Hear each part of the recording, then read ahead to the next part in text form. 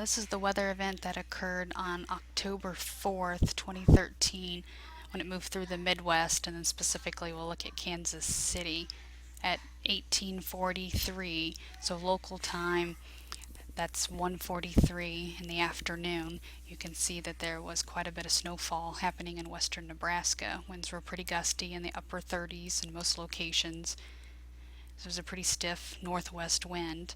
And if you keep heading down towards Kansas, you can see that the winds here in Hill City, they're more generally out of the west, coming to Russell, Kansas, out of the west. And then you can see this dividing line where the winds are west here, and then they switch to more of the southwest. So the front lies somewhere along this boundary. So basically like right in the middle of Kansas is where the front is, about 143. Ahead of the front, you've got temperatures in the mid to upper 80s. It's extremely humid, very strong south wind, bringing lots of moisture into the system. And back to the west of it, winds are still pretty gusty, but winds are out of the west northwest, and temperatures can continually drop. You can see after the front moves through, it takes a little bit of time, but you have difference between 80s and 70s right along the front, and then you go backwards where the really cool air is. You get in the 60s, head back into western Nebraska, and obviously you're talking about in the 30s. The next one is an hour later. So we're looking at 2:43 in the afternoon local time. You see winds are still pretty gusty in the upper 30s, around 40. Still have snow going on in western Nebraska. Coming back into Kansas, you can see that the front's still positioned somewhere in between that Russell and Salina line, because you got your southwest winds and you got your west winds. So it's positioned somewhere in between there. It's moved, obviously there's a large distance in between the two, so it has moved a little bit, but not enough to see it on the actual station observation.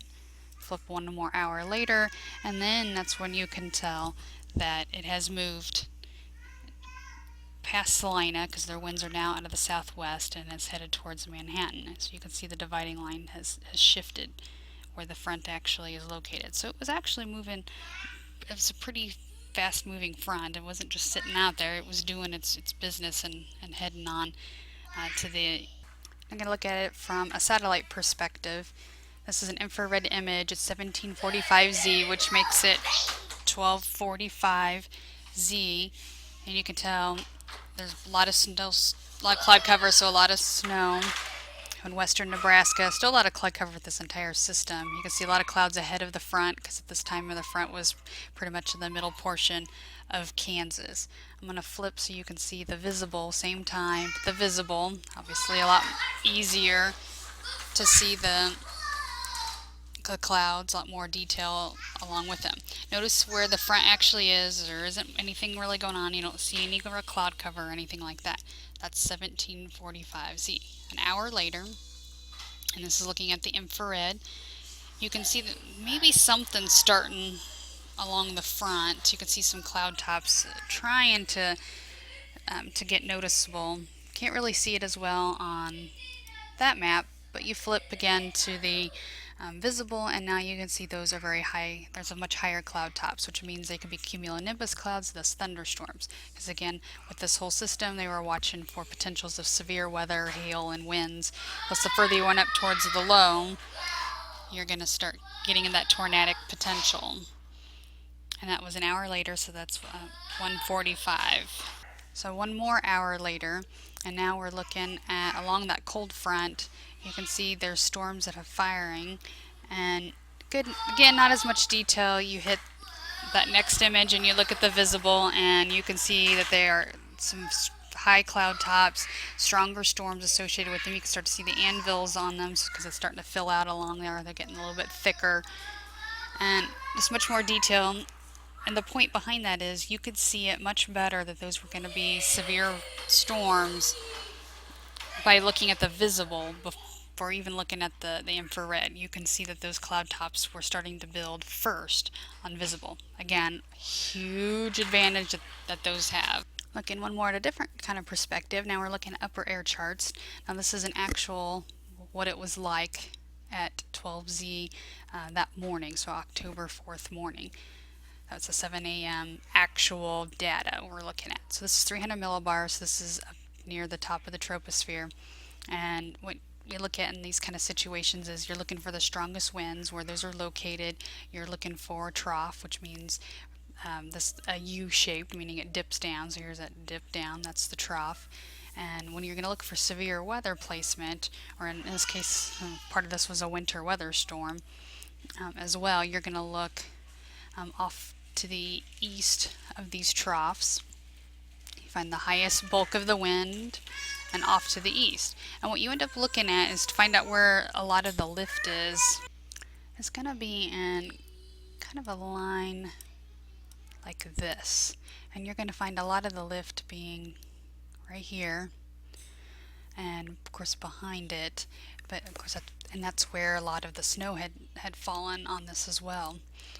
There's right here's another bulk of the winds, and you can find some more enhanced lift in this location, and that is where all those storms had first started firing off, was about this portion, like mid portion of Kansas. So that ended up working out like the actual data kind of had predicted. We're going to look at another map. 500 millibars, you're looking for a couple different things. You need it to be cold. You need cold air advection at 500 in order to have severe weather. And Topeka's location, you have -10, -9. It's cold enough in all these locations. And actually, when you're looking at all this information, the most potential for severe weather and with tornadoes was actually more up in the Iowa location. 700, you're looking for lots of moisture, which was a lot of it again was concentrated where we were looking for the bigger chances of tornadic and severe thunderstorms, which they had. It was up in Iowa. Doesn't mean that just because you don't see any along this boundary that we couldn't get severe weather, because obviously we did. And the biggest thing that why you needed to watch mid portions of Kansas, look at this right here.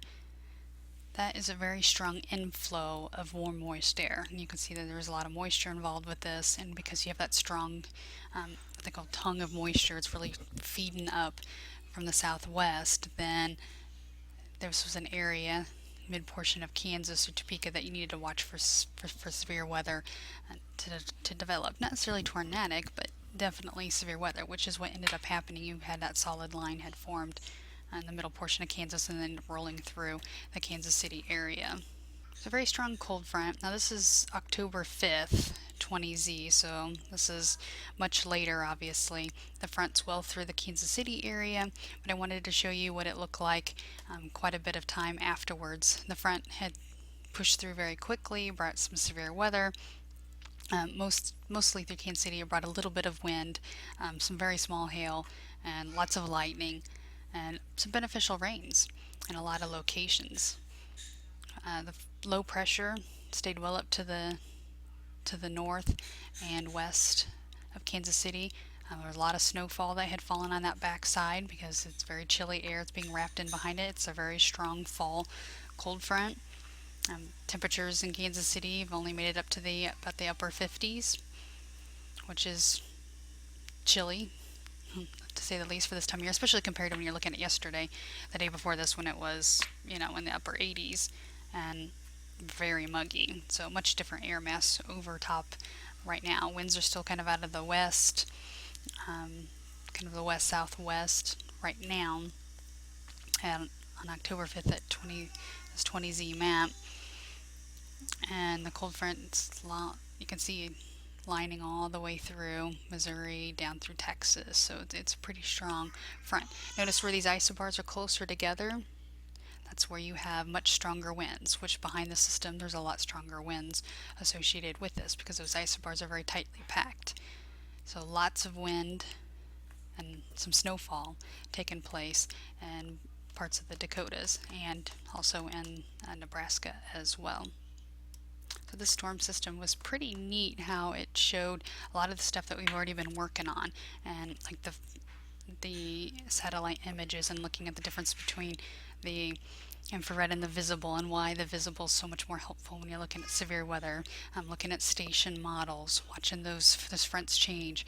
And now some new stuff we're going to move into is looking at wind and how wind's created and where it'd be stronger for pressure systems. So all this stuff ties in very nicely.